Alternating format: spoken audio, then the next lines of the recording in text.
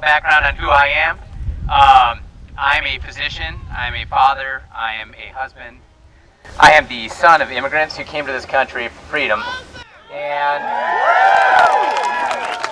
that freedom's at risk. Last week I joined the race to be the next governor of our beautiful state of Minnesota. Right. We've got some great candidates, but I look different. I have a different story, a different game plan. We're going to run a different playbook, and we're going to get a different result in 2022 against Tyrant Timmy. Yeah, we are. So, health freedom is something, as a physician, that's extraordinarily important to me.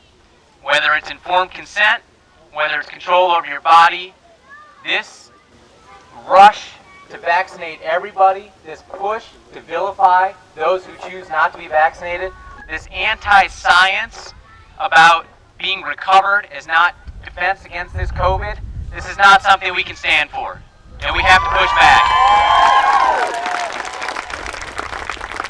We cannot allow our civil liberties to be eroded by tyrants, whether they are governmental or whether they're corporate. People on the left will talk about my body, my choice, when it leads to the death of an innocent life. And then when it leads to no risk for anyone else, they will not allow you to decide what you want to do with your own body. Yeah.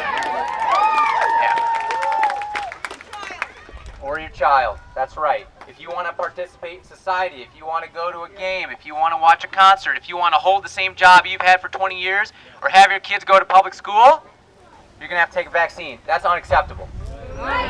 No. No. We have to push back. We have to resist. Like Rand Paul said in his amazing speech this week, they can't arrest us all.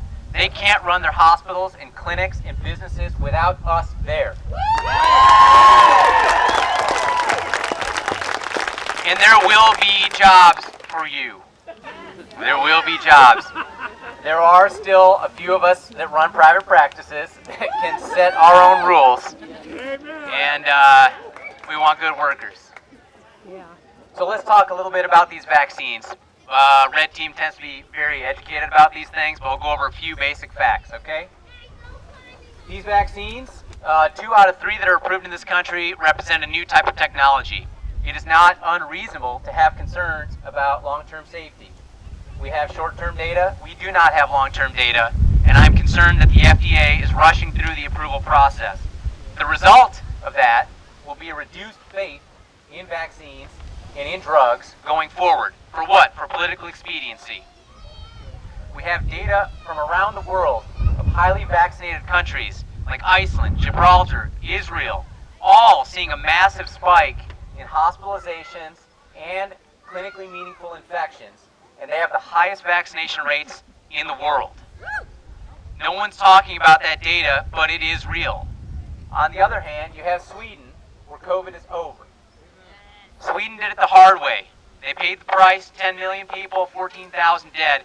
For comparison purposes, New Jersey has 10 million people, and they have like 24,000 dead.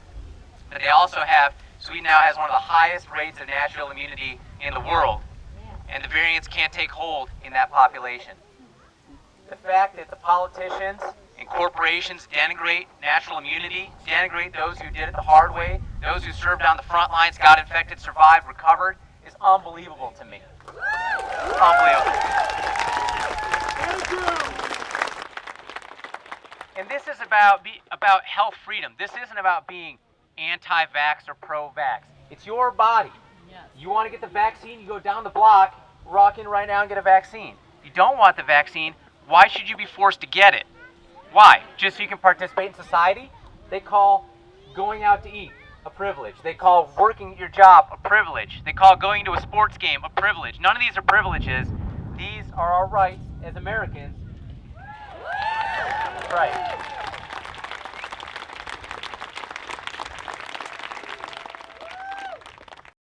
This is not something simple that you can show up at a protest and get victory. It's going to take a lot of resistance over a long time.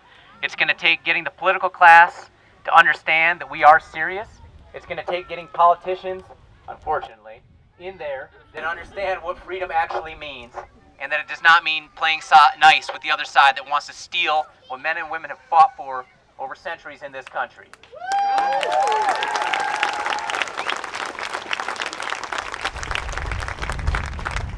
It will not be easy. I decided to get into this race because it was one step too far.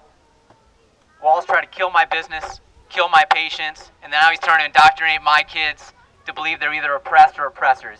I'm not going to stand for any of this.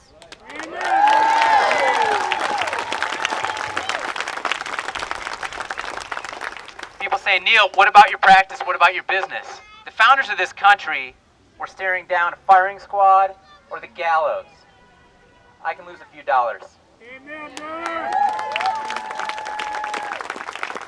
And I think sadly it's going to come to some people losing jobs that they absolutely love. And I wish that our politicians had stepped up earlier to ensure that this could never happen in Minnesota, but they are weak and they must be held to account on both sides of the ticket. And we need to make sure that there are defenses there in this state for people who choose to have control over what happens to their body.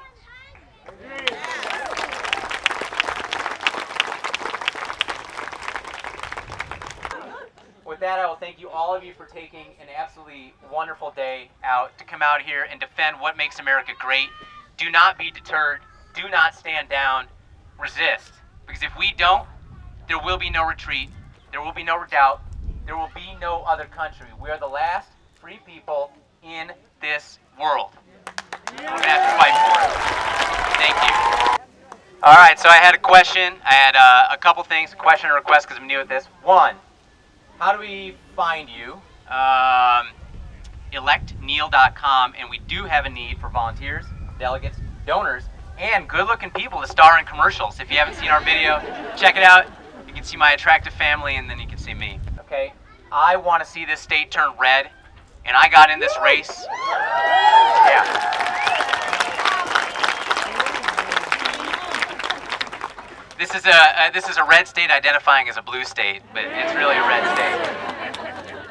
And I thought I had a different story. I look different. I talk different. I've got a different mission. I've got young kids. I understand what CRT means. I'm very big pro-Second Amendment supporter. So I'm a different candidate than anyone else that's out there. That's right. But I wanted to thank all of you again for being out here today, for taking time out of your day, to standing up to medical tyranny and standing up for health freedom. Thank you. You're a true